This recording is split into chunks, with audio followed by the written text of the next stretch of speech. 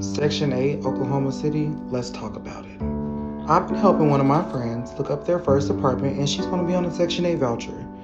Do you know we've been getting so many rude property leasing managers? Oh, 1 second. Like just disrespectful. Oklahoma, I'm calling out all my genuine Section 8 inspectors or property owners. Where are you guys located? My friend has a 3-bedroom voucher and she needs somewhere to live. Because what? We won't live somewhere. She won't live somewhere. I'm speaking for we because I'm her manager. We're not doing that. Where is the genuine Section 8 approved tax credit communities here in Oklahoma City? We got the 1. We need the 2, the 3, the 4, the 5, the 6, the 7, the 8, the 9. And if you're watching this video, go use your local resources. Look up tax credit communities. Majority of people qualify, just don't know. Why stress yourself out when you can live somewhere affordable and sweet? Bye, y'all. JM. Section 8. So, from the looks of things here, it seems like they're being strategic and selective with where they want to move. And ultimately, in my mind, maybe I'm wrong, let me know. But in my mind, when you apply for Section 8, what that tells me is if I don't get shelter as soon as possible, I'm ultimately going to end up on the streets. But it appears that there's something else going on because it doesn't seem like that's the case. It seems more so like wanting to get the most best and prime property, possibly location that they can possibly get. So it's like they're being extra selective, trying to maximize the potential of what they can actually receive, as opposed to it being extraneous and there being urgency attached to it. Y'all, let's go ahead and get into the next clip. But before we do, if you could just like the video, only takes a second and it actually does help out tremendously. To hear this, and this is a very touchy topic because a lot of people got their pros about it and a lot of people got their cons about it. But I will say this: Section 8 is for people that don't like to work, has a disability, or just want to be a scumbag all their life. I'm going to tell you why I say that. Hmm. Because if you're on Section 8, I'm going to give y'all an example. If you're on Section 8, you work and your rent is 1300.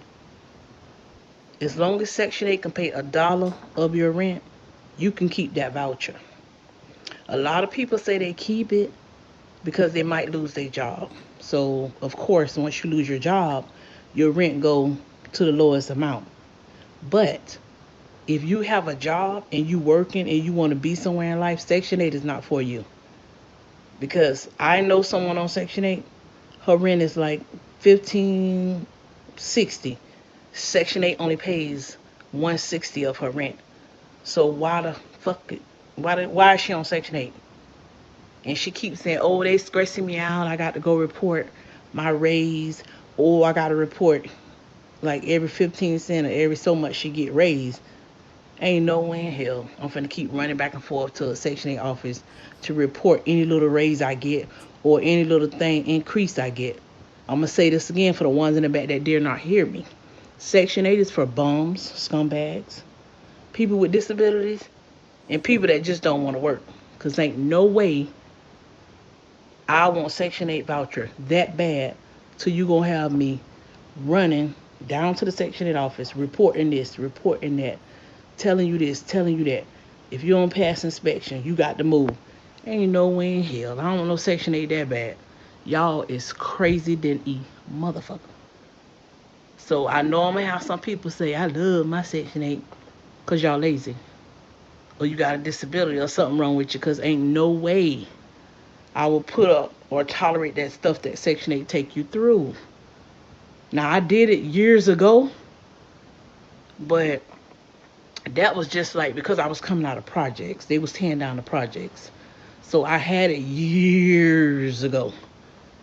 And my rent before I got off it, it's so long ago. My rent before I got off it was 2200 because it was a 6-bedroom, 3-bath house. And Section 8 only paid like like 200, 300 something dollars of the rent. I gave that shit up. Like, what? Who finna run back and forth somewhere and reporting stuff and doing all that? Baby, Section 8 take y'all through too much. I ain't down to nobody that's on Section 8, But I'm just letting you know, ain't no way in hell they'll have me running back and forth for a voucher.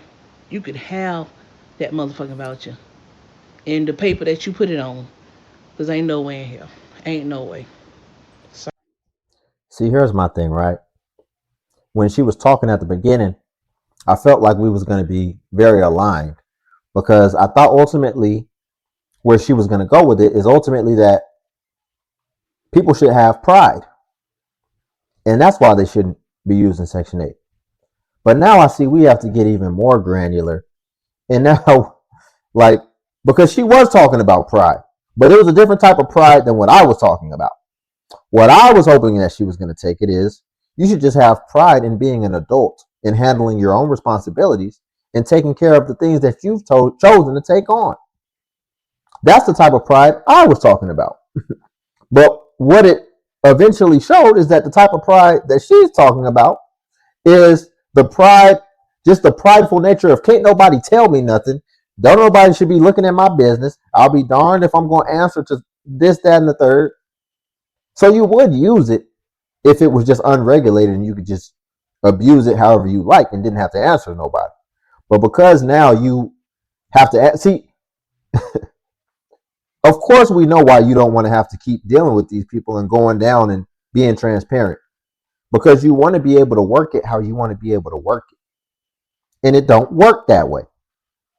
As well as, notice what she mentioned.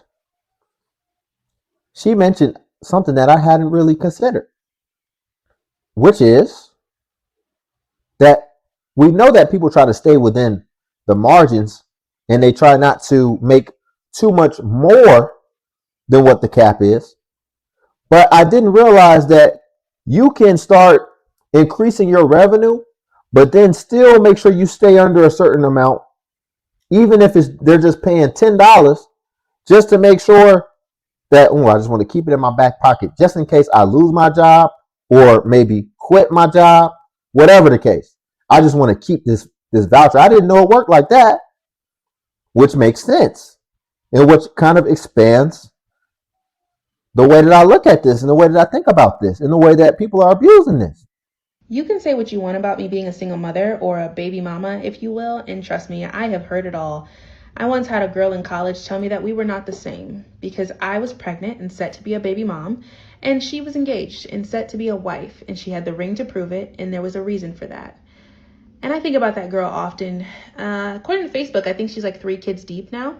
I just want her to know if she's watching this. While your kids are in your house tearing it up and getting on your nerves, you're going to be doing laundry every 5 minutes and the dishes the other 10. And that man is sitting on your Ashley furniture couch putting a dent in it and sucking up all your O2. My kiddo's going to be in Florida living her best life all summer. And I'm going to be here in my house on an acre that's clean and quiet for 4 whole months. And with all my extra disposable income because I only have 1 kid, I'm going to be jet setting on a flight every other weekend, living my best life. And yeah, I'm not married yet, but I do have somebody that comes over and sluts me out whenever I want him to. He leaves with a pocket full of snacks. I leave happy, and we don't talk other than that, and I'm very okay with that. Nobody getting on my nerves and leaving socks next to the dirty hamper, even though it's right there. But, I hope your life is as charmed as mine. I hope that ring is real snug. Is this where we're getting? Is this what we're coming to now? Is this what we're coming to? Where we'll just come online and say something like that? That's wild.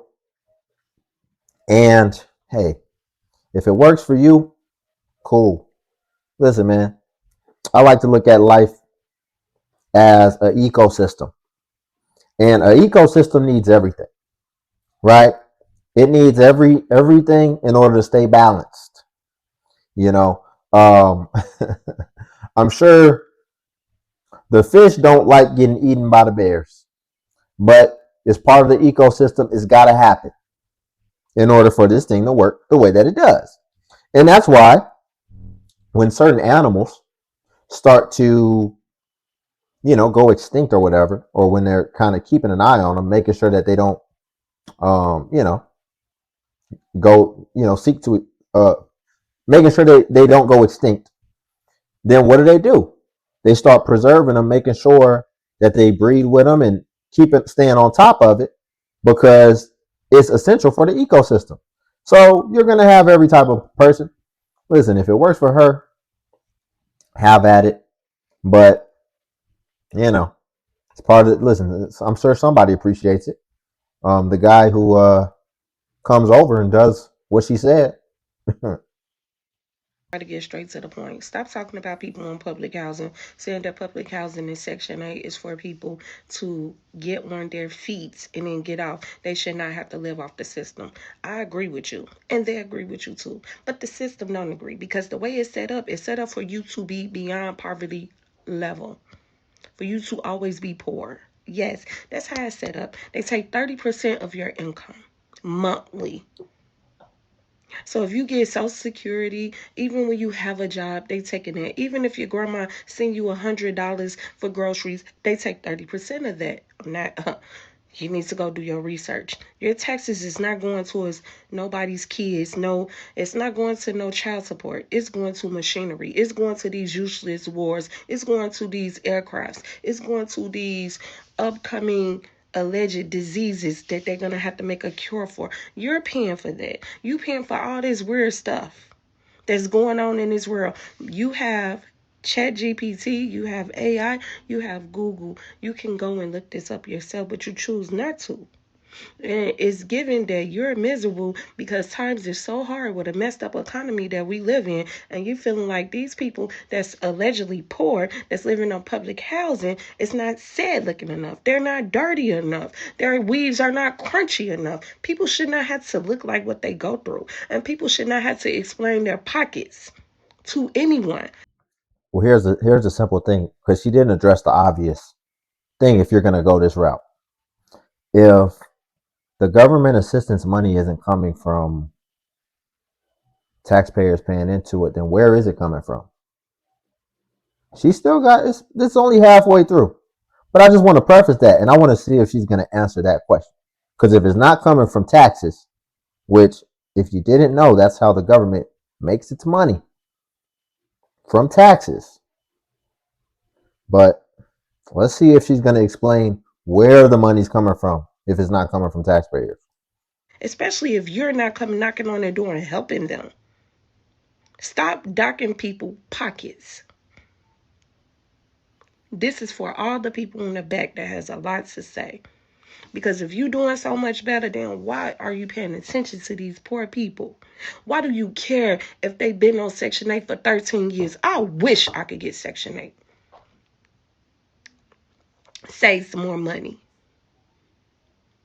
But I know for a fact this stuff is not cropped up what it seemed to be. And half of you all wouldn't even make it. That's why you ain't get it. You will break down. They belittle you. You begging for crumbs. You begging the government for crumbs. And then if you get anything from the government, it comes with a price. It's not freely given. They don't give a damn about us. If it didn't benefit them, they not going to do it. But nobody seems to see that. So go and do your research before you talk about the next person. And work on your mind. Work on your goals. Work on your gift besides clocking in and clocking out. Because they shut all this shit down. How are you going to? Okay, I'm going to. So she didn't address where the money's coming from if it's not coming from taxpayers, as well as, listen, she's saying that basically there's trade-offs, and ultimately what I wanted to focus on lastly in closing is she was basically saying, don't worry about it. That's none of your concern. You shouldn't worry about it, and they should just get it. Listen, nobody's talking about disabled, nobody's talking about elderly, and nobody's talking about people who just didn't get a fair shot. And that's what I want to zoom in on. Fair. That's ultimately what it comes down to. When we're talking about the government stepping in, and when we're talking about the government doing things, it needs to be fair, especially when it's the accumulation of everyone's funds. And what typically happens is, like she said, don't care about people on it for who cares if they're on it for 13 years. What you mean? The majority shouldn't have to pay for the minority or for the individual. It's not even just the minority. You got majority paying for one individual's entire life. No, ma'am, we can't do that. That's not sustainable, and ultimately it's not fair. And that's what it comes down to. People are going to have to take personal responsibility, one, of their decisions and their choices, and two, of their situation. Life is life. Life's not fair. But when you're talking about government intervention, that needs to be somewhat fair, in my opinion. You know, but we'll leave it there. If you like the video, I greatly appreciate it. It only takes a second, and it actually does help out. Also, if you could hype is a new feature that YouTube offers where it helps smaller content creators like myself. And when you hype, it actually pushes us to the extent it pushes the larger content creators. And then also Patreon's link below if you want to see self-improvement content. But until then, I'll catch you in the next video.